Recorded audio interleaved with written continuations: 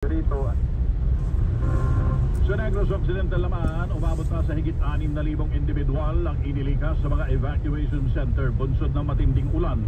Sinabi sa DZMM ni Negros Occidental PDRRMO Head Irene Belplotenia na siyam na lokal na pamahalaan ang apektado kung saan nakapagtala ng ilang insidente ng flash floods at pagguho ng lupa. So we have a total of 9 LGUs that are affected. Equivalent po to ng 75 na barangays in the province. And then meron po tayong a total of 2,043 families or equivalent to 6,000 plus no, na mga evacuation po yan.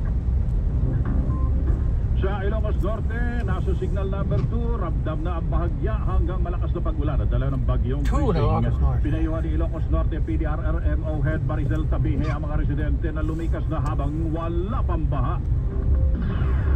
Nakikiusap po tayo sa ating mga kababayan dito sa Lagadigan ng Ilocos Norte na maging pagmatsyag po tayo at sundin po ang mga advisory ng ating mga opisyalis kung kinakailangan lumikas na pumunta sa evacuation center.